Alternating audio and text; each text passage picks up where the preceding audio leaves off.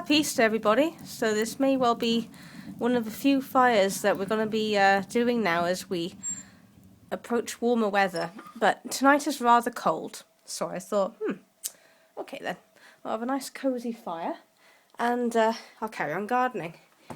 How? Well, I'm going to be going through my seed plan, and I've already drawn up a bit of a plan of how I'm going to be going through certain vegetables which are slow growing and have shorter growing periods in certain areas.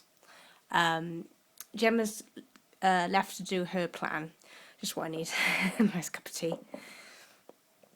So I'm going to be combining things like cauliflower, chives and perpetual spinach. Why? Well, because they are companion growers, they grow well together, and they all seem to grow at different rates and speeds, so that's really great too. Certain plants as well can aid the taste of certain vegetables as well. So, sorry, that's just Leon, he's having a bit of a Barney. He's like, get out of my fire. I love my fire. I'll be out of your way in a minute. I know this fire's all for you, buddy. And then in the hugelkultur beds, we're going to have beans and peas in those two, just to fix for nitrogen ready for next year. Although maybe I could attempt doing a purple sprouting broccoli, because then that'll be for next year, for next spring.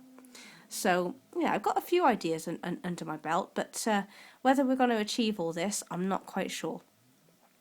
So anyway, in the other room, I have all of the seeds. Excuse all the drying of everything. And yes, over here we have I managed to salvage a second-hand hydroponic centre, which IKEA used to do, but they no longer do it.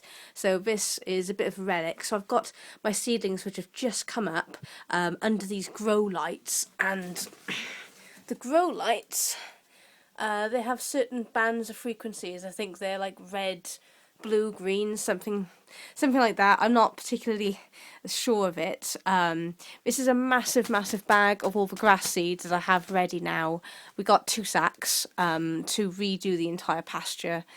Some cocoa in case I run out of the compost that I already have. And this is my seed box. This is my seed bank.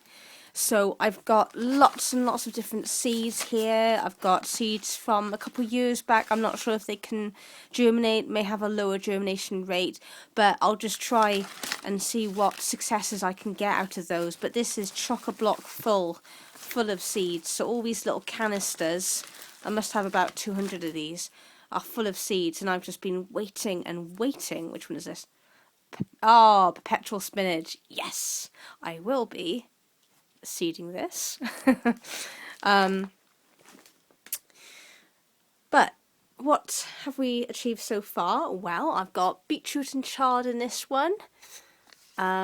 Because they are members of the same family, I figured, oh, okay, let's just seed these together. Parsnip seeds, carrots, some sunflowers. I can see a couple are coming up, and I did start 2 very interesting ones, which of course are under the grow lights, but they were Dalbenton kale hybrids.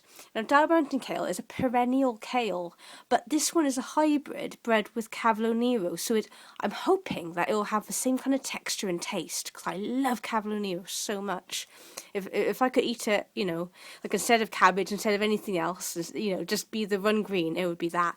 So I thought, oh yes, give that a try. What I have tried before though is edible chrysanthemums.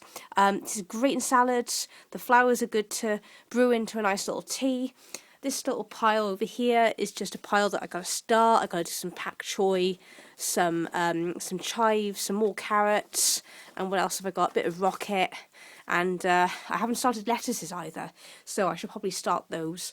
I've got chives in these little pots here. I need to keep them watered though, so I've got a big watering jug, and to make sure that each pot is going to be filled exactly to the amount, I've got a nice little measuring syringe, so I can just drop them in nice and easy, and hope should speed things up. I purchased a really cool thing today. It is a propagator. And the great thing about this is that it's nice and slim and it'll fit perfectly up on this windowsill once I've got some room, because it is chock-a-block full of chitting potatoes, full of broad beans.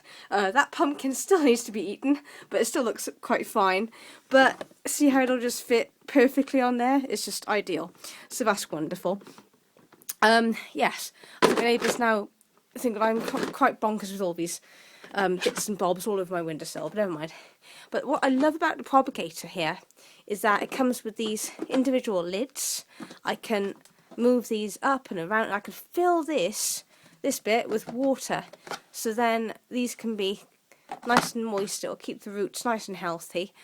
And the great thing as well is that I can slide, so I can adjust the temperature, I can adjust the airflow. I love that. And because it's quite thick plastic, it can be used and used again.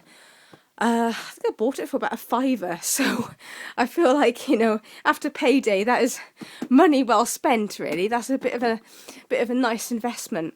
So anyway, I'm gonna go through this list that I got, have a bit of a delve in this box over here, and see what seeds I can find that I can start planting in April, and hopefully, yeah.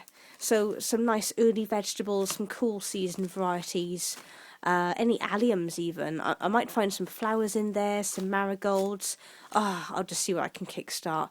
But, you know, this thing over here is going to be super handy. So, yeah, over here. Cabbages as well. We got some kind of cabbages. Which ones were they? They were a spring cabbage, of course. How could I forget? Because we are suddenly in spring. Anyway, in closing, I just want to say happy Easter to everybody, and yeah, enjoy your Easter in whatever way you're going to spend it, whether it's relaxing, maybe you're inspired to do a bit of gardening, maybe you're going to dive right in, hatching a chicken, who knows. So yeah, take care everybody. I'm going to go enjoy my fire, have a cup of tea, and yeah, do a little bit of seeding. All right, bye now.